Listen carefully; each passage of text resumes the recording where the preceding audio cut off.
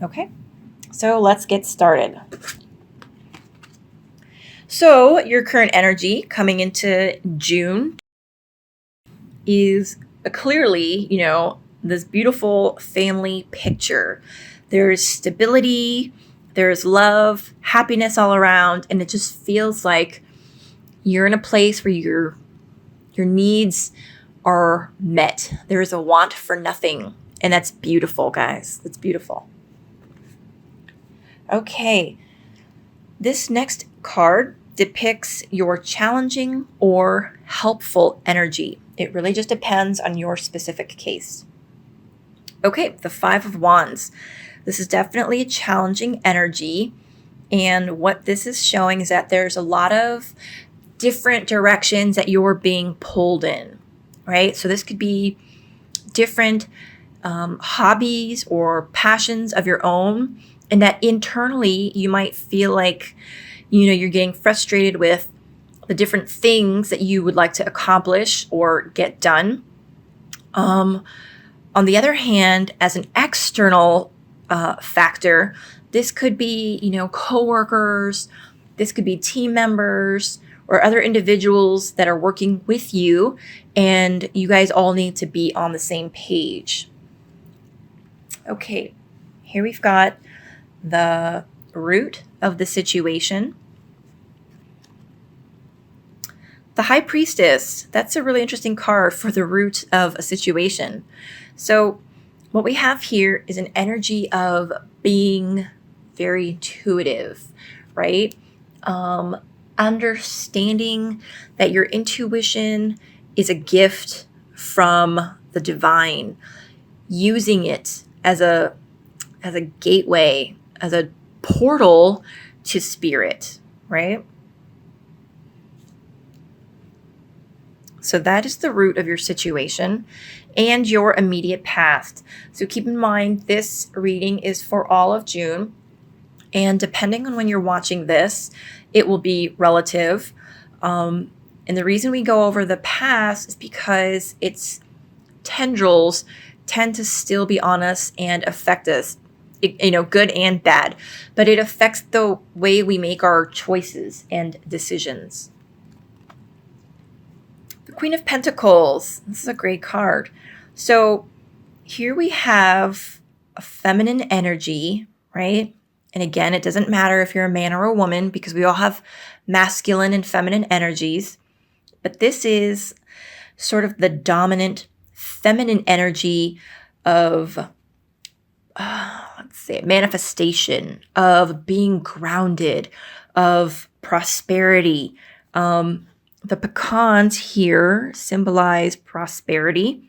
And you can see how they're overflowing the basket to the point where they're kind of strewn about on the ground, right? So in the past, maybe you guys were investing money in different projects. It doesn't even have to be investing money, but maybe saving it, right? In different, banks, different accounts, different methods. It's very good card. This is a person who is able to take an idea and kind of make it reality, turn it into something tangible, able to, plan financially, and she has confidence in her ability and her skills. So that is your immediate past, and that is very much likely why your current energy is one of like happiness, contentment, your family is happy, you're happy, and wonderful. Okay, this next card indicates your crowning thoughts. This is what's in your head regarding your whole situation, what ideas you've got. Sagittarius, this card is about hurt feelings. So I'm not entirely sure what's going on here, but fortunately, this card is usually about a transitory time, right? It's not long term. It could be a few days, a couple weeks, depending on your specific situation.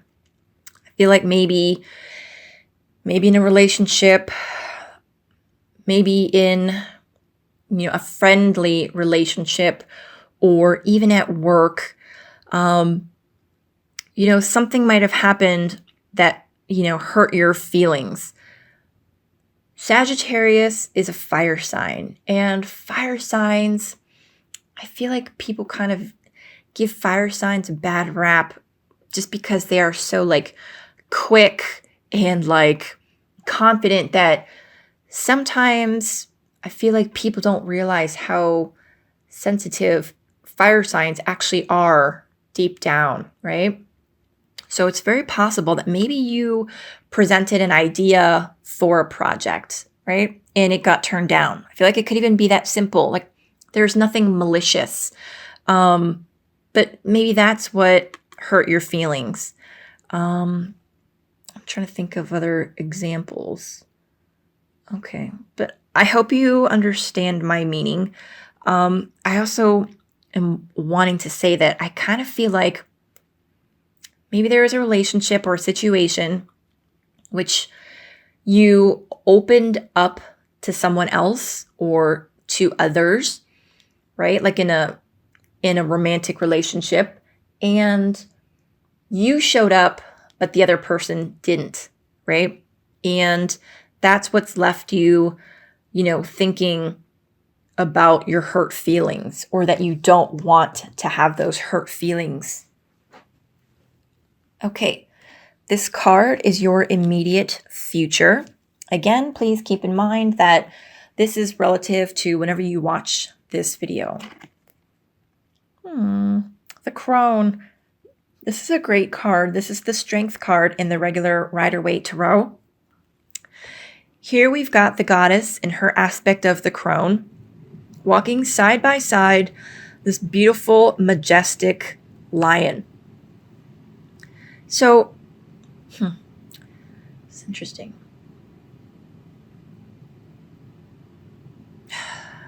Okay, I'm going to go against one of my own, I guess, rules, if you will, but there's no real rules in reading tarot or working intuitively. So, I never say this, but I'm going to say it this time. This is the card of Leo, right? And here's the thing. Maybe Leo is the one that hurt you. If that applies to you, awesome, take it. If not, then just brush it off, because then it doesn't apply to you. But if that's the case for you, then Sagittarius, I feel like this is you, the crone, right? Sagittarians are like, how do I explain this? You guys are like the sophisticated ones, right? You love the fine wines. You love to travel. You like to learn, right? Not necessarily like academically, but you like to learn new things, new ideas, traveling, right? So I feel like in the future, you are going to be walking side by side. You're going to come to peace with it, right? If there's a Leo that has been hurting your feelings, or like maybe you've been resenting, I feel like you're going to come to a place where you are going to be able to let go and or accept, that person or the situation. And I'm saying it because Leos, Aries, and Sagittarius as the fire signs are all very much drawn to each other. But after that initial attraction, right, it can tend to not sizzle out. The fire of one can kind of be off-putting to the fire of another, in a sense, right? So if that situation applies to you, I feel like you guys are definitely going to be able to be at peace with one another. Not necessarily like be lovey-dovey, right, and go skipping through the woods together, but you are going to come to a place of mutual understanding and respect for each other.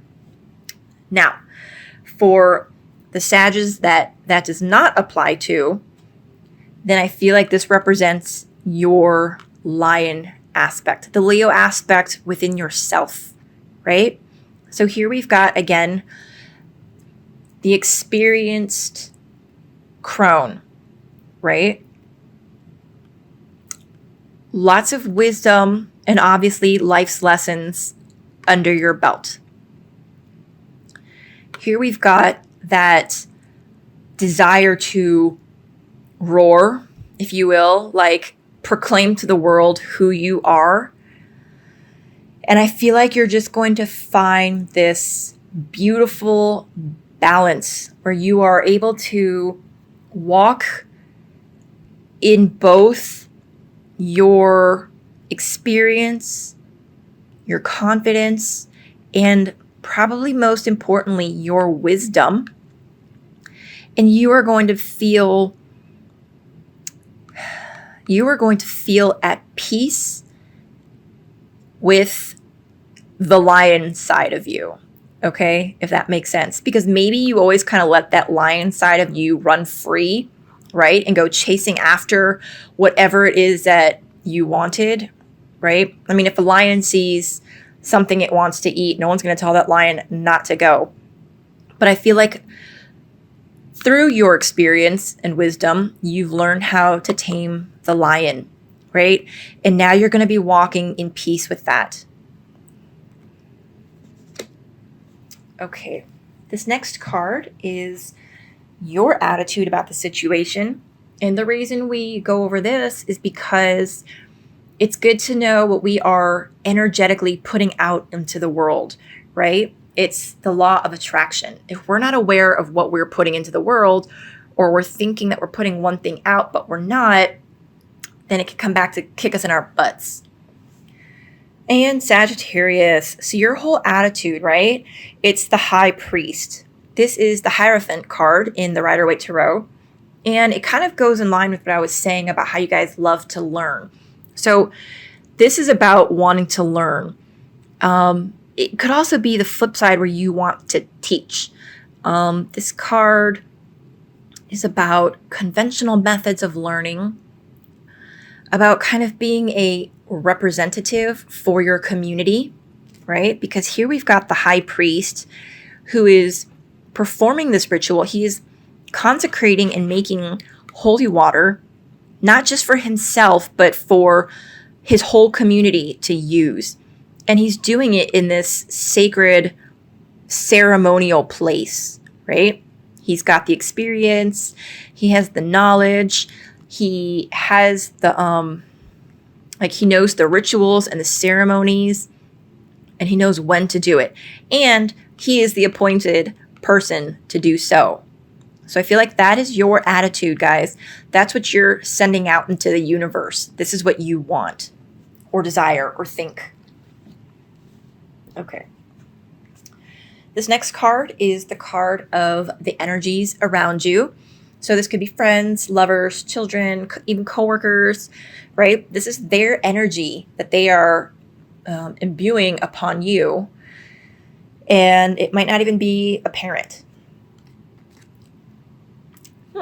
Okay, so the Four of Athames. This is about a vacation or taking a rest. And it's pretty interesting to me how many times this card has come up across the other signs. And it makes sense if you think about it, right? This is June, summer vacation, time for our trips and vacations. So maybe the energies around you, such as your family, your children, your spouse, to take a vacation, right? Everybody can decompress after a long school year, after a lot of stressful work. You know, maybe this concern about having hurt feelings or even hurt feelings, right? Maybe you've saved up in a vacation fund and now's the time to do it. This is going to give you a chance to decompress.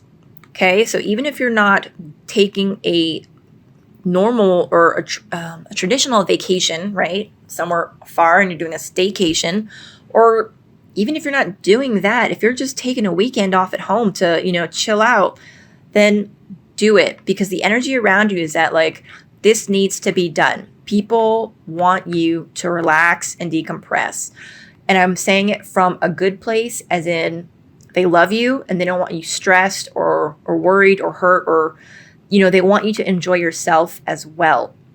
Not so much as they don't want you around or whatever. Okay, this next card is hidden information, hidden energy, something that you're not aware of as of yet. Yeah, the Seven of Athames. Okay, so this usually, speaks to a sort of cunning, a defensiveness, having to be strategic of sorts, right?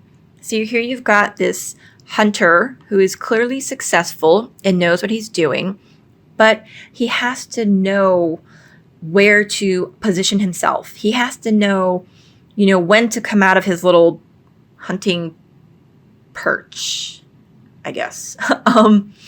Like if he puts camo on his face, right?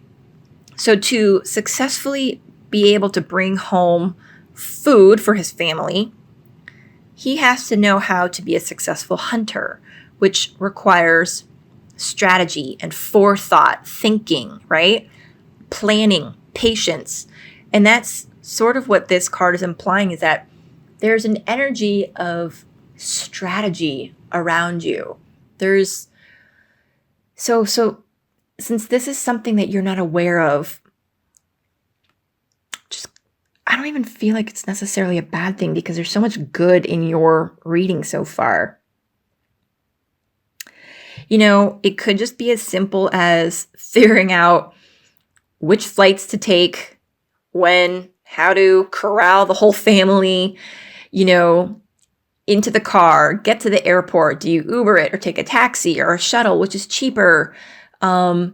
Because, here in your immediate past, if you were, trying to manifest certain level of abundance or economic success, and then here you've got everybody, wanting to go in different directions.